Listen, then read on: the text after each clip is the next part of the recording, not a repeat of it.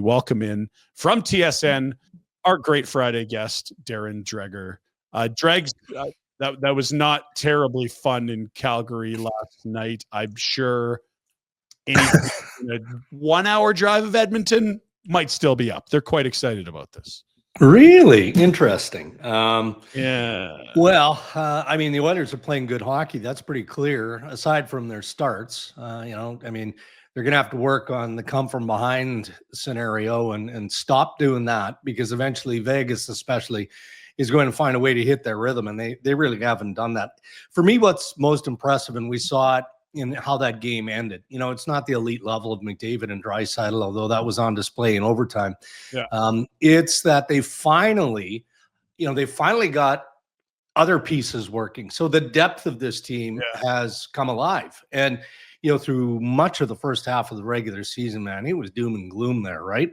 We were wondering about Arvidsson.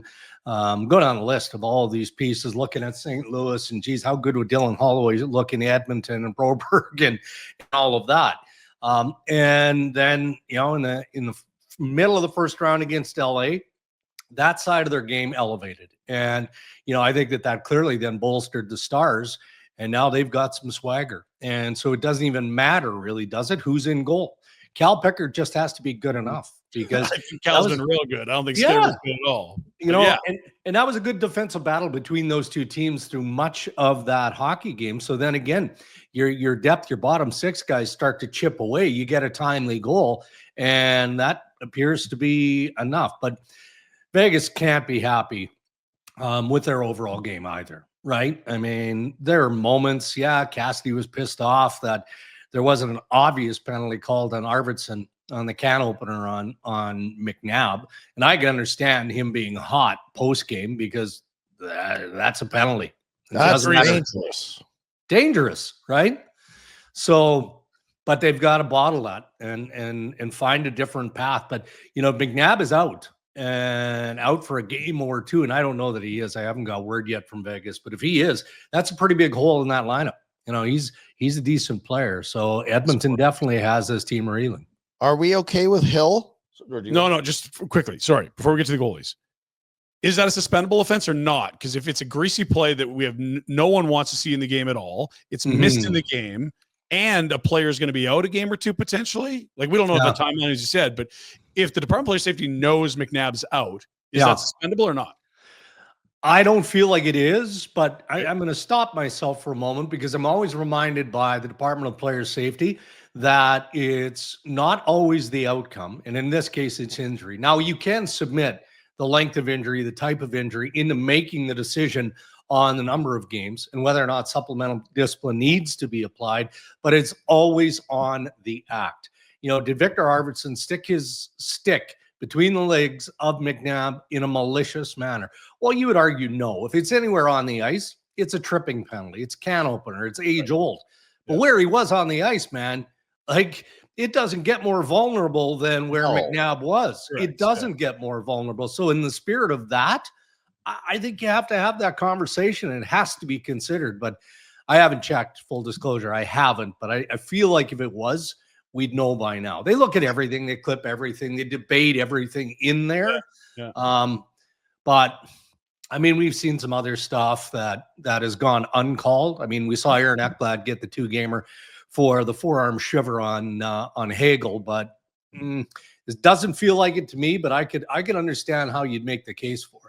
That's an interesting point you make with Ekblad, because for me, I was like, I don't think they'll suspend him either, because they didn't even call it a penalty. But it's just a dirty play you don't want to see in the game. It's a dirty play that from the age of 4, you're told, don't do that. You got to be careful in these situations. Like, that's. And the other thing is, like, I would understand Vegas being upset. It's not like you take Vic Arvidsson out of the season. It's like, yes, now we've got to do this wrong. It's a fourth line player at this point. Right. It's not really. I don't think it's a strategy thing. For me, from the age of 4, whenever you step on the ice, you're playing hockey. You don't. Careful going in this situation. Careful. You're lucky McNabb's it's wrist and hand and not his freaking well, or a wheelchair. Sure, it could have been real bad. There's no doubt about that. And You know, I guess in the spirit of old school hockey, you'd like to employ the eye for an eye. That's not real anymore, and teams can't really do it. I mean, you know, the notion of that came up in the Toronto series when, you know, Sam Bennett, you know, collided with Anthony Stolarz. But you got to keep your eye on the prize, literally keep your eye on the prize. But that doesn't mean that if you can catch them or you can isolate McDavid or Nuge or any of the players for the Edmonton Oilers in a vulnerable spot, you finish your check and you finish it hard. You know, and we saw a little bit of that in game 2 of the Toronto series where, you know, I think it was Simone Benoit. He had Sam Bennett lined up in the corner and he missed him. Like, how do you miss? I don't know. Like, he almost went to the end boards. But that's what I'm talking about. When, you know, because again, we're assuming that there isn't going to be a suspension of Arvidsson. So, you know, the physical game is one that the Vegas Golden Knights can play and have played and can play it well. So maybe they just got to raise the temperature of that series a little bit. One more for me, then you want to get the goaltending, and then we'll move to the other series. The Nick Roy or Nick Waugh cross check to the face, that's ugly. Anything there? Like 5 in a game, that is almost a suspension in a sense. Yeah. Yeah. Hendrick's going to have the double black eyes, we're guessing. Yeah. I mean, that play, I understand. Heat of the moment stuff, I do. And what you said is accurate. I mean, it's 5 in a game. So in and of itself, there's significant penalty in that, right? But doesn't that get filed in the category of you can't do that? Like, you got to find a way to channel your emotion or target better, because that was vicious. That was vicious. So again, I haven't heard anything from the Department of Player Safety. Maybe they're still making a decision. They have a bit of time to work with, but I'd be surprised if that one doesn't get a bit more attention. You want to talk about Adin Hill? Well, I'm just curious. I mean, it's not, you don't win championships with that goaltending. Yeah, and is he going to be able to turn it around? Because we can say, well, Vegas can play better, and maybe they can, and this and that. But you can play better, and if Hill's not going to play better, it doesn't matter.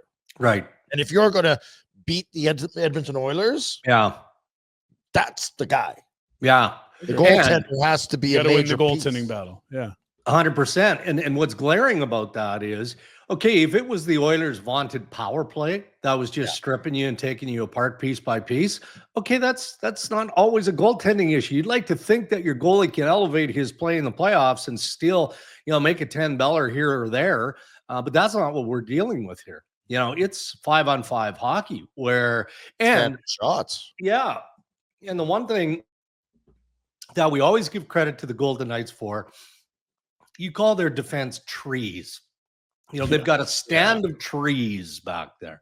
Sequoias, the redwoods. Yeah, I mean, fine, but you got to play like that. And you cannot allow the Oilers to spend the time in the offensive zone that they've spent. But you're right. You know, at the end of the day, you know, I always used to tease Noodles about this, you know, where automatically, say there's a deflection from like 20 feet, right? Somebody takes a shot to the point, it goes off a stick or a skate, top of the circles, or even the high slot. Well, it's deflected. Well, the goalies can't stop deflections. I mean, if it's under the bar around his ear, I get it, I guess. But that's what you're there for, to be a difference maker. So I think you're onto it. I don't know what kind of conversations they're having about goaltending, but I suspect that it would be more around, again, the overall defensive game and less specifically about Adin Hill. But you got to be having that conversation if you're Vegas. You bring up the big sequoia trees in defense for the Vegas. White Cloud is twice wiped out for no reason.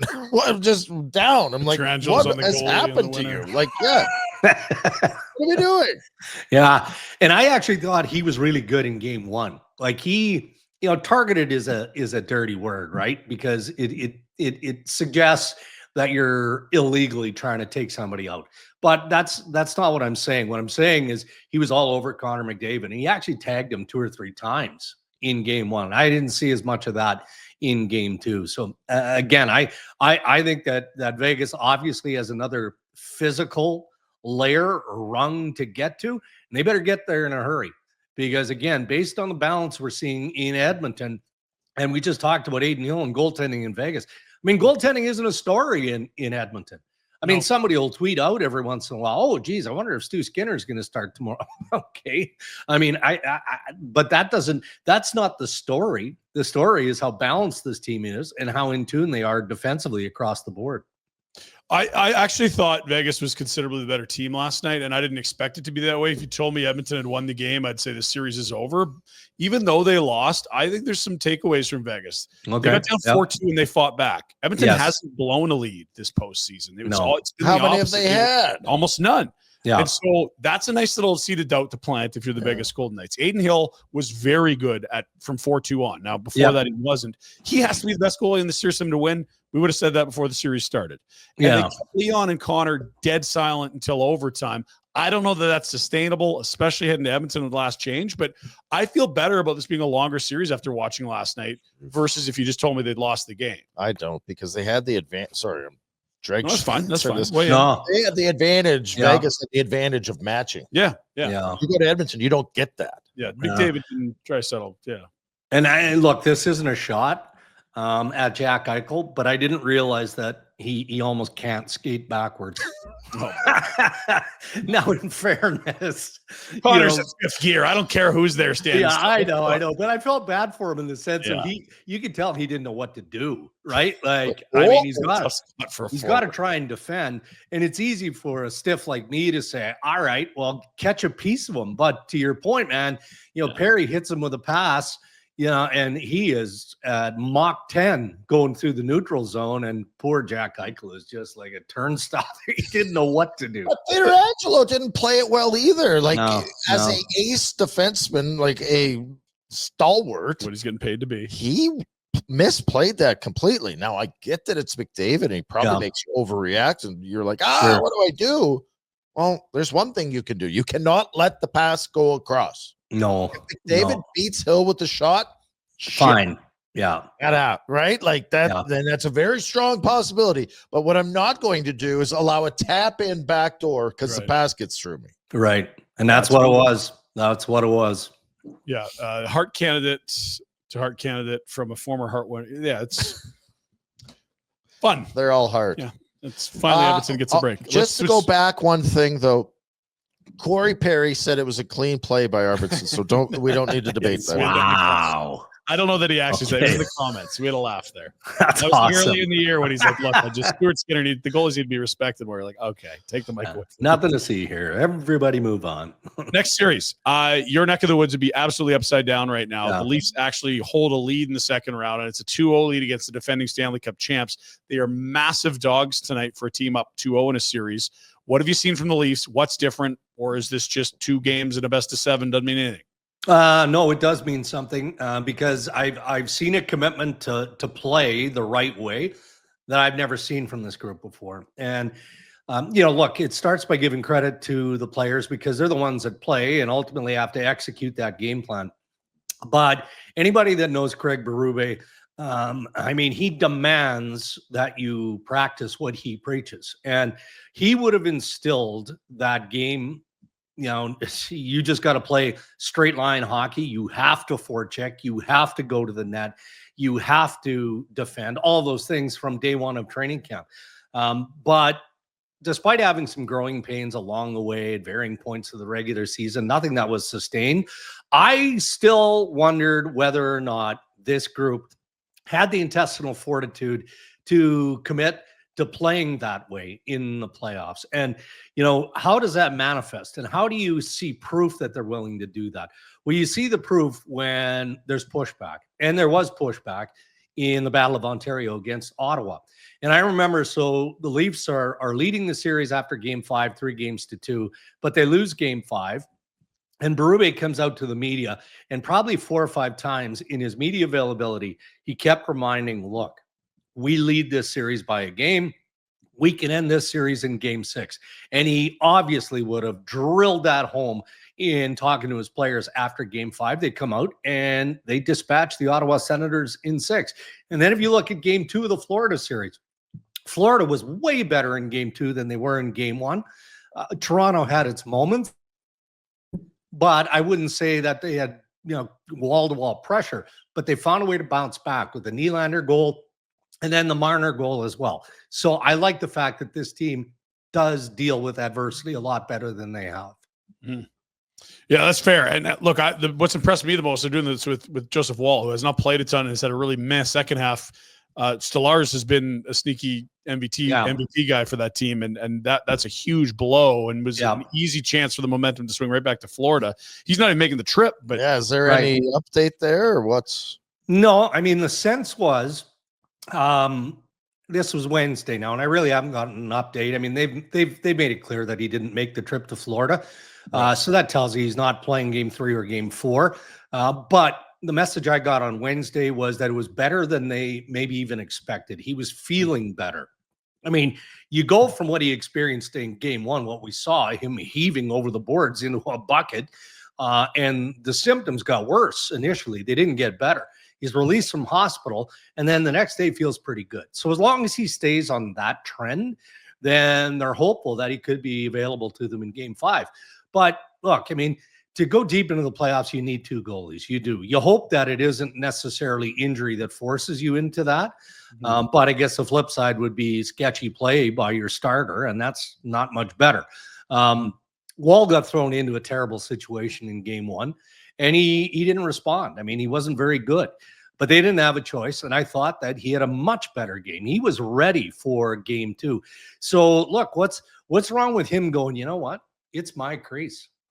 Doesn't matter to me when Anthony Stolarz is healthy. He's not getting this net back. I'm not giving him the crease back. And that has to be his mindset going into Florida tonight for Game 3 and then obviously Game 4. Pickard situation. That's exactly. Yeah. Sorry. Yeah. Love you, brother. This is mine now. What's the level of concern in Florida?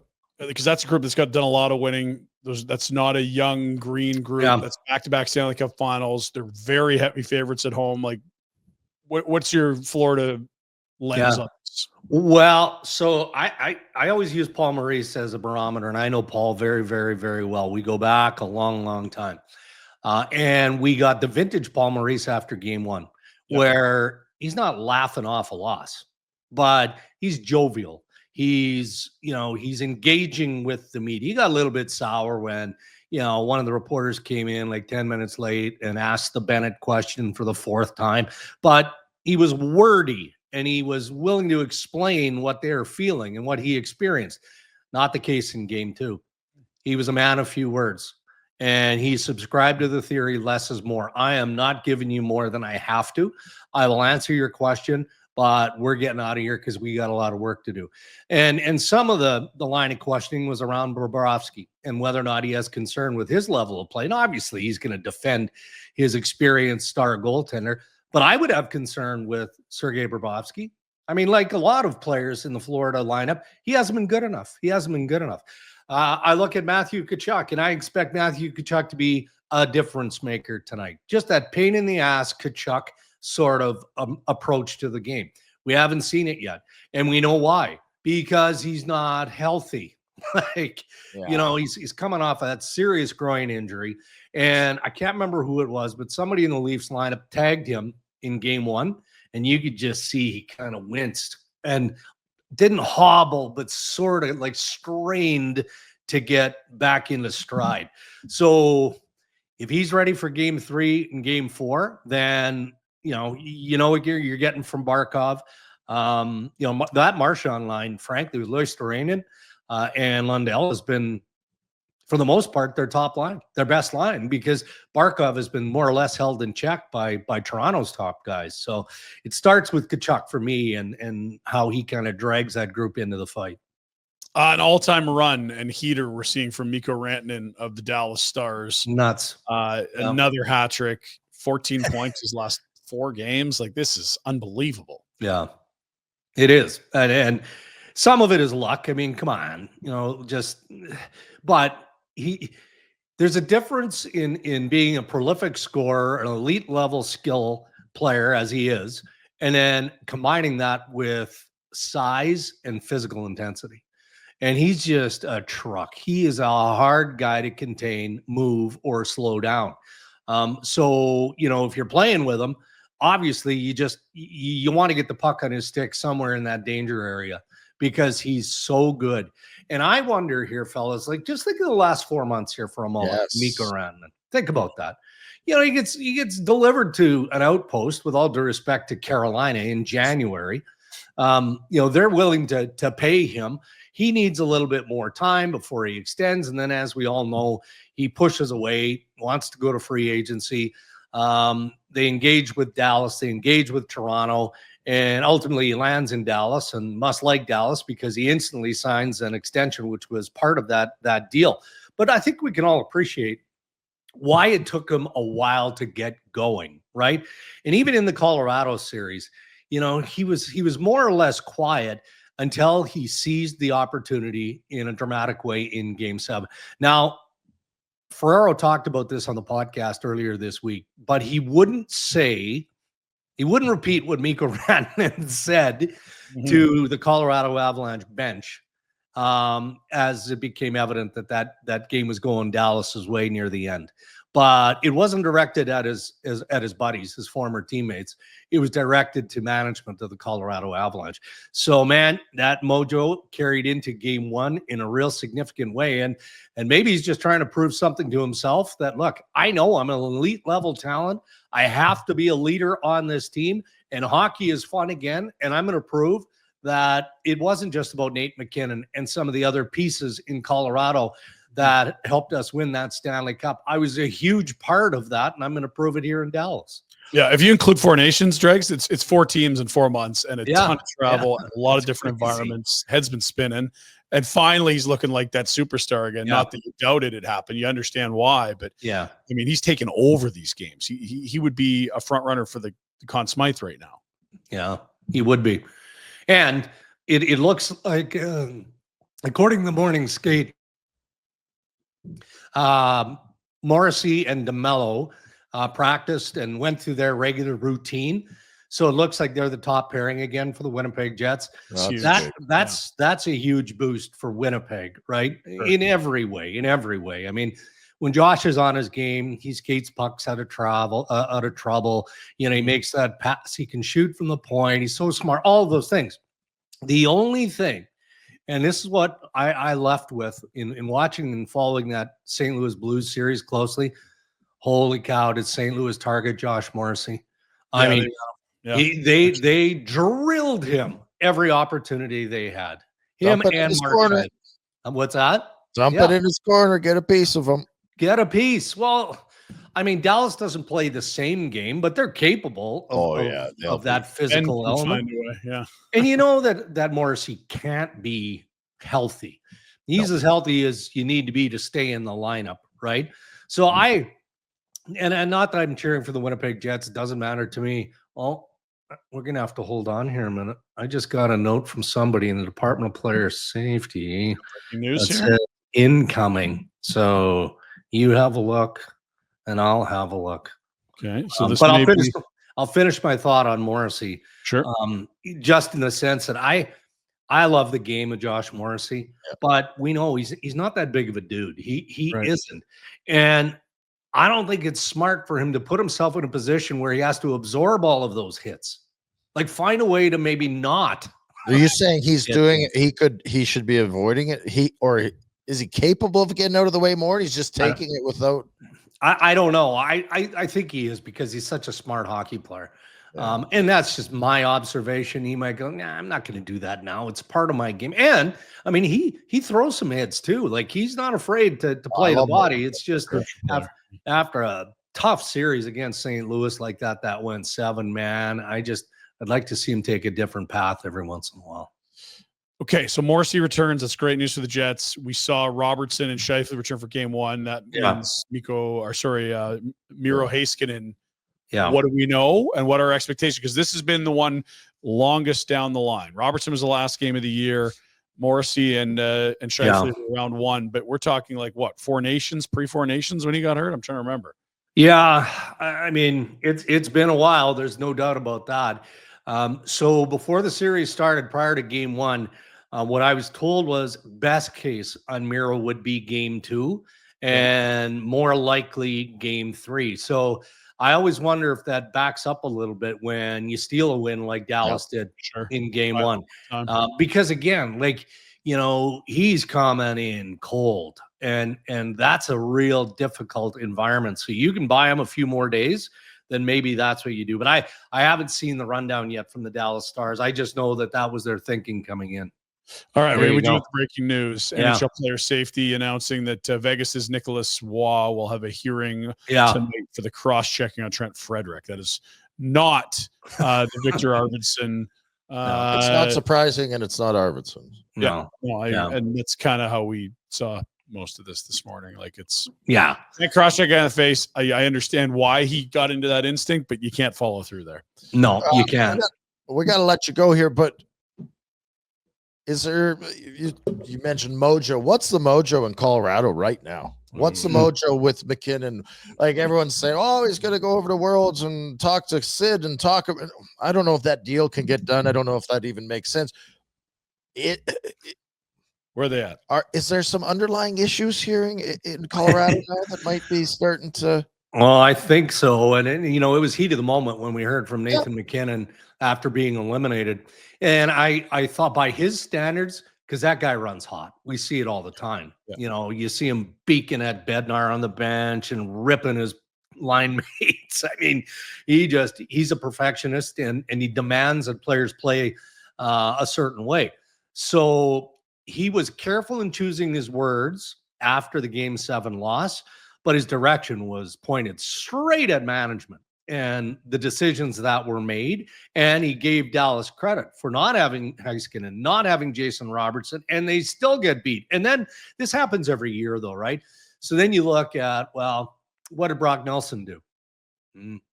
Not much. I mean, that always a lot to get him. Yeah, Charlie Coyle, not much. I mean, that happens all the time when you acquire these rentals and pay the price that they did.